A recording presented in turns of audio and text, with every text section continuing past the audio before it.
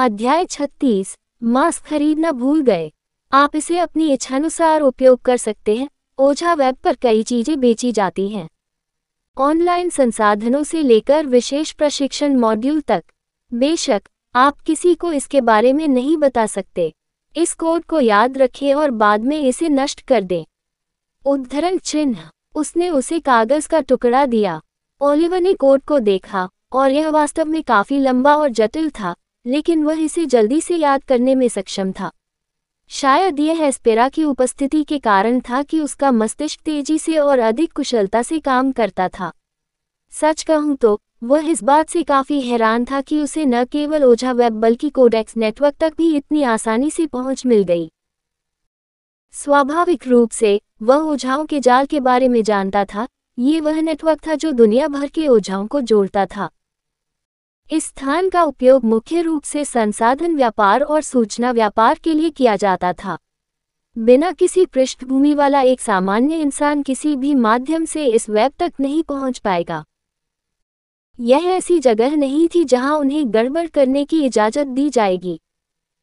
उसने सोचा था कि जब तक वह भविष्य में अकादमी में शामिल नहीं हो जाता या कबीले को छोड़ नहीं देता तब तक वह ओझा वेब तक नहीं पहुंच पाएगा। ये देखते हुए कि कुलों द्वारा वेब की कितनी सख्ती से निगरानी और विनियमन किया जाता था। लेकिन ऐसा अप्रत्याशित परिदृश्य घटित हुआ और उसे न केवल ओझा वेब तक पहुंच प्राप्त हुई बल्कि कोडेक्स वेब तक भी प्रवेश मिल गया। हाँ, ब्लैक कोडेक्स फेडरेशन का निजी नेटवर्क। उसने कोड को याद कर लिया और उसी समय ये देखने के लिए इसे इनपुट कर दिया कि क्या ये ठीक से काम कर रहा है, और वास्तव में ये ठीक से काम कर रहा था। वह एक खोज इंजन और विभिन्न विषयों पर विभिन्न मंच देख सकता था जो सभी ओझाओं से संबंधित थे। उन्होंने फोन बंद किया और कहा, "ये काफी सुविधाजनक है, जैसा कि ब्लैक कोडेक्स फेडरेशन को उम्मीद थी।" जेना ने उसकी ओर देखा और सोचा कि कैसे वह इतिहास में ओझाओं के जाल तक पहुंच रखने वाले सबसे कम उम्र के लोगों में से एक हो सकता है। उसे अचानक ऐसा महसूस हुआ जैसे वह बूढ़ी औरत थी जो बच्चों को कैंडी देती थी और फिर उन्हें अपनी वैन में दुनिया भर की यात्रा पर ले जाती थी। नहीं, किसी कारण से यह अवैध लगा। उसने ऐसे विचारों से अपना सिर हिला दिया। बस इतना ही, बाकी सामान कुछ बुनियादी दस्तावेज हैं। इसे पढ़ने के बाद बेझिझक उन्हें जला दे, नहीं तो स्याही एक हफ्ते में अपने आप गायब हो जाएगी। उसने उसे काले चमड़े का बक्सा दिया और सरलता से समझाया। अपने पैरों को क्रॉस करते हुए जेना ये सोचने से खुद को नहीं रोक सकी कि क्या एक पल की सहजता के कारण उसके जैसे बच्चे को संगठन के अंदर आने देना सही विकल्प था। क्या वह सनकी थी या वास्तव में इस छोटे लड़के के बारे में कोई गहरी बात थी? सदस्यों को आमंत्रित करने के लिए संगठन में उसके पास पर्याप्त अधिकार थे, लेकिन उन्हें निष्कासित करने के लिए अन्य उच्च स्तरीय सदस्यों के साथ विचार विमर्श की एक श्रृंखला की आवश्यकता थी। इसलिए एक तरह से ओलिवर अब कमोबेश एक स्थायी सदस्य था। यह उन समयों में से एक था जब वह अपने जीवन में अनन्य महसूस कर रही थी, लेकिन वह इसकी मदद नहीं कर सकी। उसे वास्तव में एक मजबूत अंतर्ज्ञान महसूस हुआ जब उसने उसे कई कलाकृतियों और यहाँ तक कि महाकाव्य रैंक की एक कलाकृति को भी लापरवाही से बाहर लाते देखा। वह निश्चित रूप से सरल नहीं था। तो ठीक है, मैं चला जाऊंगा। ओलिवर ने भी उसे विदा किया। उसने बाजार में बहुत अधिक समय बिताया था, उसकी अपेक्षा से कहीं अधिक। उसे जल्दी से घर पहुंचना चाहिए और जो तकनीक उसने खरीदी है उसका अभ्यास शुरू करना चाहिए। जिपी, मैं वापस आ गया हूँ। ओलिवर ने अपने आंगन में लौटते ही घोषणा की और जल्द ही एक सुंदर और सफेद बिल्ली उसके पास आई। उसने उसे देखा और प्रभावित हुआ।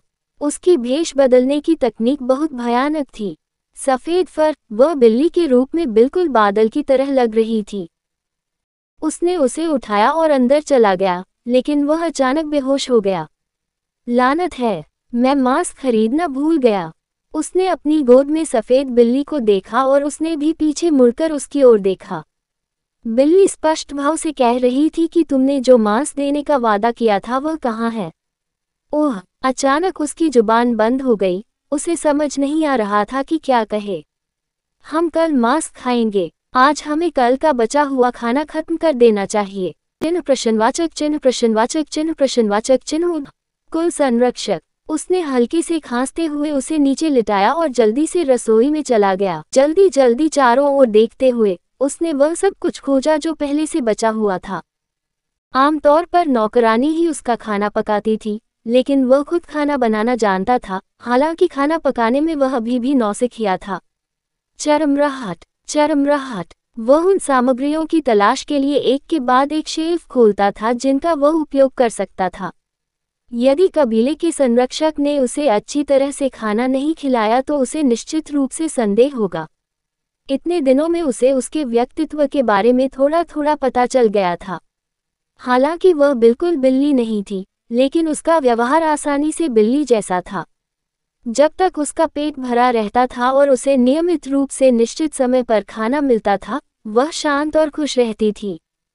यदि किसी दिन, अपने प्रशिक्षण या किसी भी कारण से, वह उसे खाना खिलाना भूल जाता है, तो वह क्रोधी व्यवहार करेगी और उसे खरोंच भी देगी। उसे संदेह था कि कबीले के संरक्षक को खाने की भी आवश्यकता नहीं थी, फिर भी ये बिल्ली काफी मान कर रही थी। ठीक है, कम से कम मुझे उसके बाद सफाई नहीं करनी पड़ेगी। ओलिवर ने कबीले के संरक्षक को अपनी बिल्ली के रूप में रखने के बारे में सकारात्मक रूप से सोचने की कोशिश की। आखिरकार उसे कुछ चावल और कच्ची मछलियां मिली। उसकी आंखें चमक उठीं, इससे वह निश्चित रूप से उसे मना सकता था। उसने जल्दी से सब्जियों के साथ चावल पकाया और मछली पकाई, उसके स्वाद के अनुसार उसमें मसाला डालना नहीं भूला। उसने अपने लिए चावल और उसके लिए मछली बनाई। जल्द ही आंगन के सभी कोनों में एक तेज सुगंध फैल गई। कबीले का संरक्षक, जो पहले मांस के बारे में झूठ बोले जाने पर क्रोधित था, तुरंत आकर्षित हो गया। म्याऊं। वह उछल पड़ी और तेजी से उस मेज के पास आ गई जहां ओलिवर ने खाना खाया था। जल्द ही एक ताज़ी बनी मछली उसके सामने रख दी गई। सिर्फ सुगंध सूंघना ही उसकी लार टपकाने के लिए काफी था। उसने अपने जीवनकाल में कबीले के सर्वश्रेष्ठ रसोइयों द्वारा बनाए गए अनगिनत व्यंजन खाए थे, लेकिन इस साधारण और अच्छे भोजन का स्वाद चखने के बाद उसे बहुत लंबा समय हो गया है। इससे उसे एक आरामदायक एहसास हुआ और यही कारण है कि वह नियमित रूप से उसका खाना खाती थी। उसे लगा कि यह जीवन आधा भी बुरा नहीं है। कहानी खत्म। अलविदा।